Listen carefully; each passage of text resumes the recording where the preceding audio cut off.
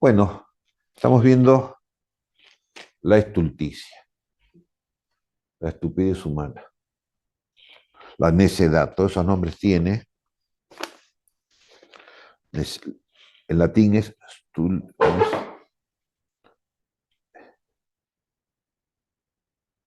stulticia o necedad. Entonces pregunta Santo Tomás si la necedad o estulticia o estupidez es pecado. ¿Eh?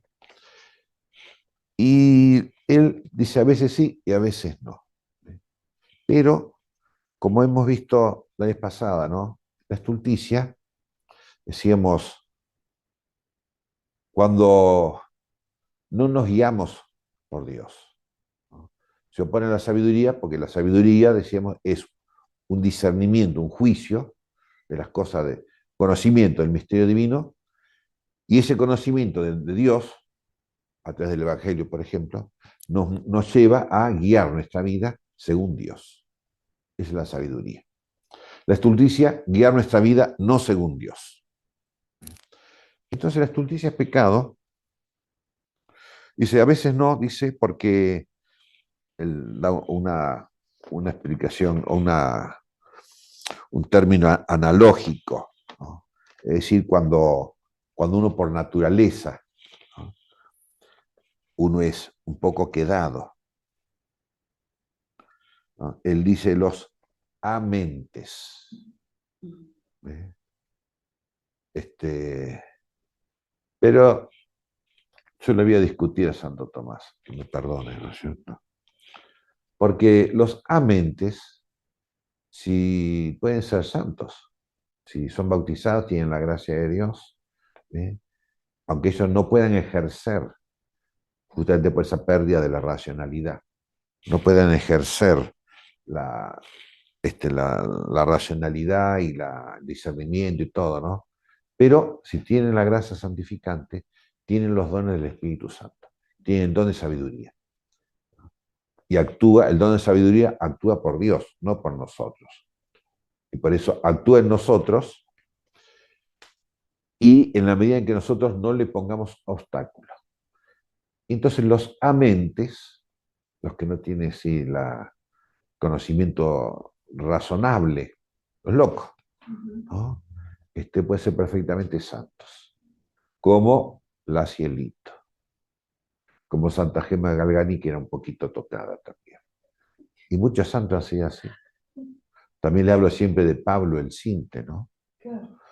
Si son santos, tienen los dones del Espíritu Santo. ¿Eh? Y si no ponen obstáculos a Dios por el pecado, entonces ejercitan sin darse cuenta el discernimiento.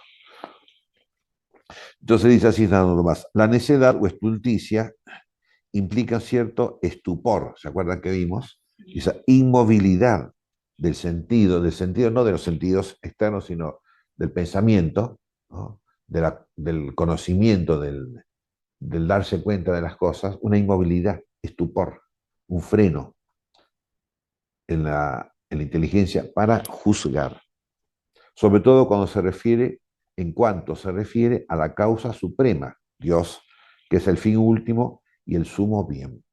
Y por eso es tan grave la estulticia, ya vamos a ver la gravedad que tiene, ¿no? Porque si uno se equivoca en cuestiones de este mundo, bueno, se embroma para este mundo. Se embroma para este mundo, exactamente, ¿no?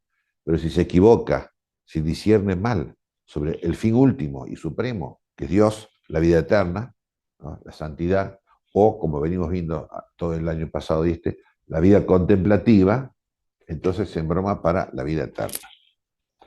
Pero este estupor o inmovilidad o embotamiento de la inteligencia, para este estupor, para juzgar o discernir, se puede sufrir de dos maneras. La primera por una indisposición natural, como en el caso de los amentes, ahí es donde utiliza esa palabra, ¿no? Y bueno, los amentes, como decíamos, no es pecado ser loco, no es pecado ser opa o tonto, todo eso, ¿no? Son cuestiones, es como estar engripado, ¿viste? Uno no es culpable de engriparse y por tanto no es pecado. Bueno, esa necedad no es pecado. ¿Eh? Entonces no es una estulticia, es un estupor en todo caso. ¿Eh? Esa distinción. La otra manera, ¿por qué dice? Cuando el hombre queda su pensamiento, su razón y todo su discernimiento queda, dice, sumergido en las cosas terrenales. Es decir, cuando todo nuestro discernimiento es por las cuestiones de este mundo. ¿Eh? Este, como veíamos, ¿no? Cuando uno se entusiasma tanto en las cosas de este mundo, pero, aclaremos una cosita, ¿no? La vida contemplativa tiene su parte o su aspecto, su elemento de la contemplación de las criaturas, como lo hemos visto ya varias veces, de la contemplación de las criaturas, como era Adán en el paraíso antes del pecado, la contemplación de las criaturas que me lleva al conocimiento de Dios. Eso es vida contemplativa, no hay ningún problema, ¿no?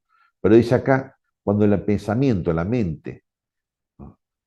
El sentido, el discernimiento, queda sumergido en las cosas terrenales, ¿no? Es decir, todo nuestro pensamiento, vieron que hay gente que todo lo calcula por plata.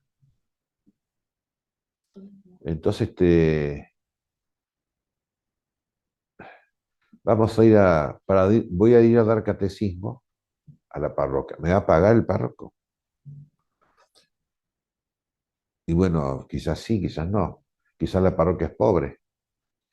Entonces no voy a ir, voy a buscar una parroquia rica. Y entonces a veces, entre los curas párrocos se da, discúlpenme, ¿no es cierto? Hay parroquias ricas y parroquias pobres.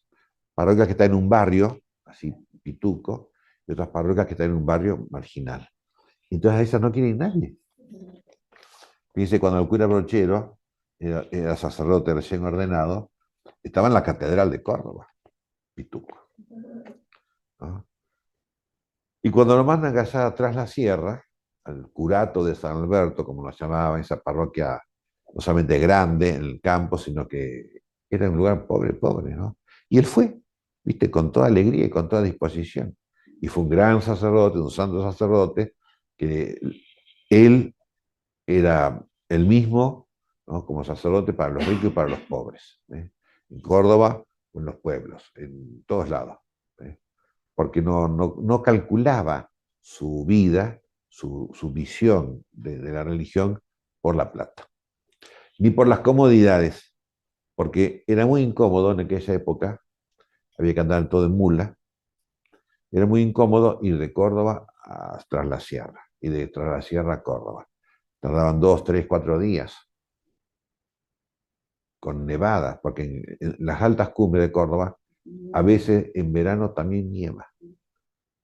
O sea, no era cómodo. Pero el cálculo o la estimación, el discernimiento, el juicio del cura Brochero no era por la conveniencia o no conveniencia. No estaba sumergido, su pensamiento no estaba subsumido, dice sumergido San Tomás, ¿no? O absorbido por las cuestiones terrenales, por las cuestiones de esta vida. Pero cuando es así, en cuanto el hombre sumerge su sentido, ¿sí?, en las cosas terrenales, de lo cual surge que, o resulta que su sentido, su pensamiento, su razón queda inepta, no apta para percibir, captar las cosas divinas. Entonces, se da mucho en la historia, y hoy día también en la iglesia, ¿no? Y fuera de la iglesia, el desprecio de la vida contemplativa. Porque calculamos la vida contemplativa, como muchas veces lo hemos dicho, ¿no? Por la eficacia. Entonces, fíjese cuando fue la evangelización de América, que el Papa encomendó a los reyes católicos, que eran católicos de verdad. Entonces, no con los españoles no vinieron en un principio órdenes monásticas. Vinieron franciscanos, dominicos, mercedarios, agustinos, más luego vinieron los jesuitas. Iban a venir cartujos a México, Incluso llegaron a México los cartujos de Portugal para ver el terreno y dijo, acá vamos a instalar. Y el rey no lo permitió. Porque tenía un sentido, no sé, pero quería él órdenes que fueran misioneras. ¿No? Le parecía que la vida de los cartujos, que no hacen nada, ¿no? No era, ni iba a dar frutos. ¿Sí? ¿Sí? Hoy día acá en Córdoba hay un convento de cartujos y tiene muchísimas vocaciones, ¿no? Gracias a Dios. Pero ese pensamiento no era útil. ¿Ve? Fallaba el discernimiento de la sabiduría. Entonces estaba sumergido o atrapado por la mirada terrenal, por la conveniencia. En este caso una conveniencia apostólica, ¿ve? Porque él pensaba en eso. No es que era anticatólico, pero le falló el sentido de la vida contemplativa. Es decir, el sentido, la razón, queda incapacitada para captar lo divino, para percibir las cosas de Dios. Conforme dice el apóstol, el hombre animal no percibe lo que es del Espíritu de Dios. Hombre animal, ¿qué significa? Eso viene de en fin, lo viene de San Pablo, pero después se desarrolla en la teología espiritual. Dice, hay tres niveles en el hombre, o tres clases de personas, ¿no? El hombre animal, el hombre racional y el hombre espiritual. Es decir, el hombre que seguía los dos primeros, el hombre animal y el hombre racional, guían su vida por, la, por lo de este planeta, por lo de este mundo. El hombre animal busca siempre su conveniencia, no puede captar nunca las cosas de Dios. No significa que no crea en Dios, sí cree en Dios, cree en la Santísima Virgen, todo, ¿viste? Va a misa, reza rosario, todas las cosas, pero en última instancia no organiza toda su existencia desde el punto de vista de Dios. Entonces, por ejemplo, en el Evangelio, uno lee el Evangelio y dice cosas muy exigentes el Evangelio. Creo que ahora está de moda, con el famoso Fiducia Supplicans, del Tucho Fernández, y de otro, un dominico, padre Timothy Radcliffe, todo, ¿no? Que parece que el LGTB es un niño inocente, y no. Entonces, ¿qué hacemos? Por ejemplo, San Pablo habla del tema, ¿no? Y Cristo, tantas veces que habla. ¿Qué hacemos? ¿Por qué nos guiamos? ¿Por Timothy Radcliffe o por el Santo Evangelio? ¿Te das cuenta? El hombre animal y el hombre racional, dice San Dionisio, el hombre racional significa aquel, cuando a veces nos pasa a nosotros, nos parece que todas las cosas buenas son de este mundo. O mejor dicho, queremos ser buenos, queremos ser racionales, coherentes, todo, pero en la medida humana. Dice Dionisio, el hombre racional es aquel que cree que solamente existe lo que podemos entender. Por ejemplo, la providencia divina, ¿existe? El hombre racional dice, no, lo que existe son la causalidad, lo que hacemos nosotros. ¿Eh? Por ejemplo, esa oración que dice Jesucristo, Señor de la historia. ¿Es verdad? El que mueve la historia es Jesucristo. Él es el motor principal de la historia. Y nosotros ponemos trabas a Jesucristo muchas veces, ¿no? Pero en última instancia es Dios en su providencia la que lleva para acá y para allá la vida humana, de las personas, de las sociedades. La guerra, por ejemplo, tiene mucho que ver con Dios.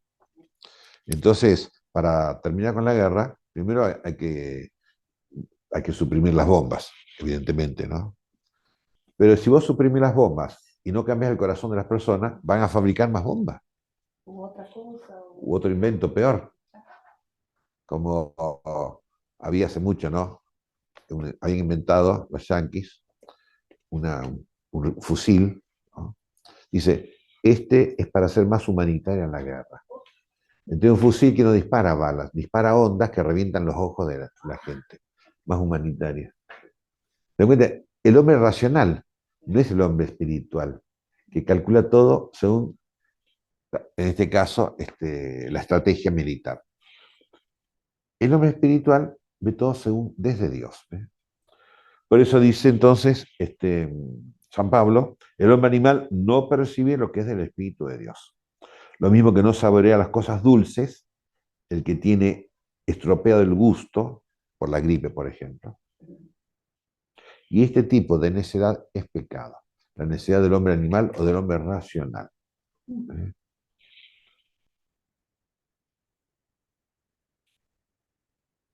Y después dice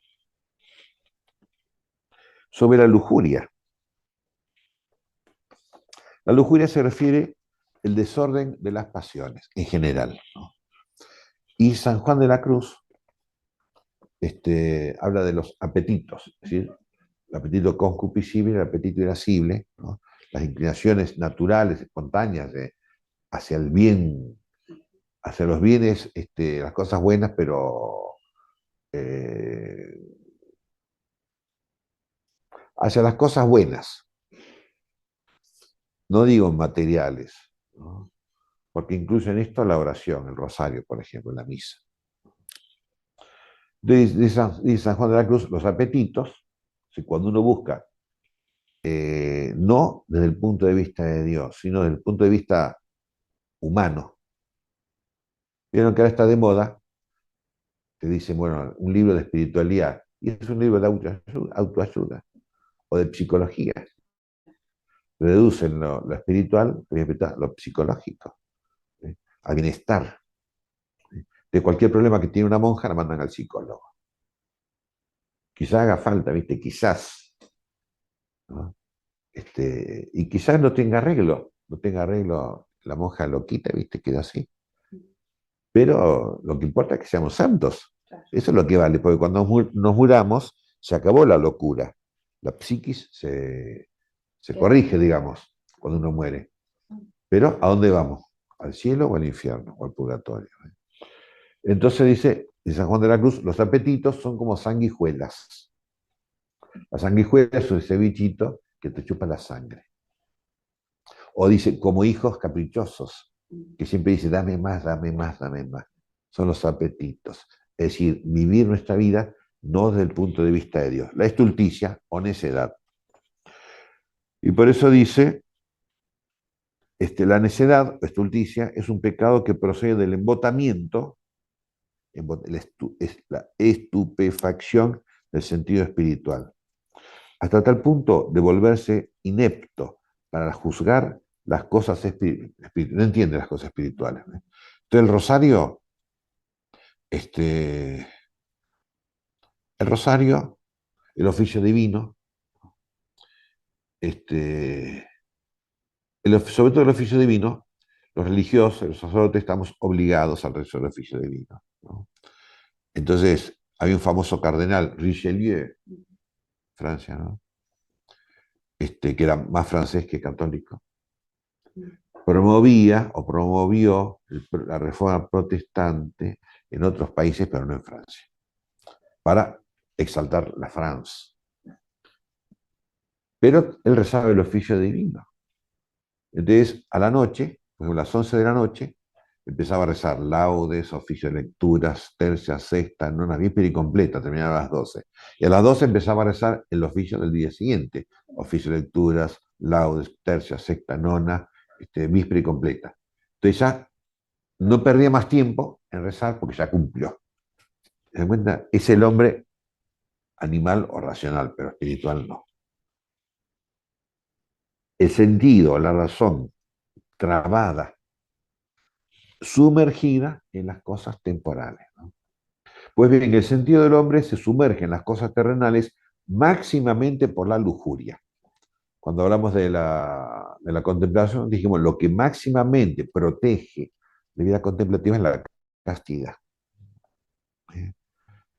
¿Por qué? Porque la lujuria es lo que máximamente ata, sumerge, animaliza, incluso desracionaliza, animaliza, que lanza, o sea, vuelca al hombre hacia los placeres máximos que absorben máximamente el alma.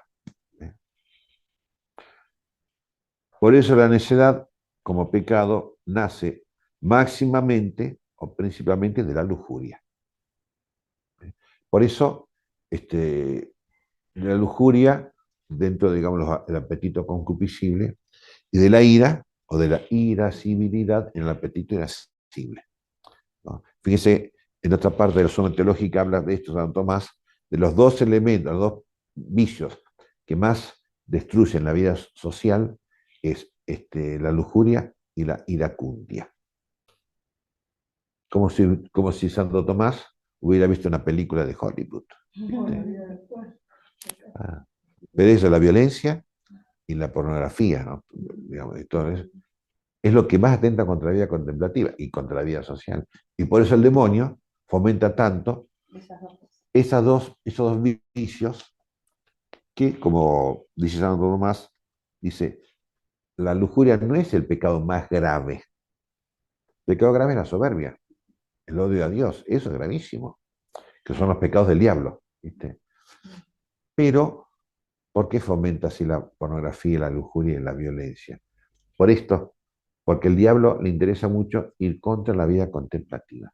Y lo que más destruye, lo que más sumerge el pensamiento del hombre, la intencionalidad y la vida humana en las cosas de este mundo, la lujuria y la iracundia, que lo trata en otra parte, ¿no? Y la lujuria y la iracundia resulta la asedia. La asedia, dice Santo Tomás, el hastío en las cosas de Dios. Por eso dice San Gregorio enumera entre las hijas de la lujuria el odio a Dios y la desesperanza respecto de la vida eterna. Es decir, la asedia, o sin las asedias, ¿no? Ya no pensar más en la vida eterna, pensar en esta vida.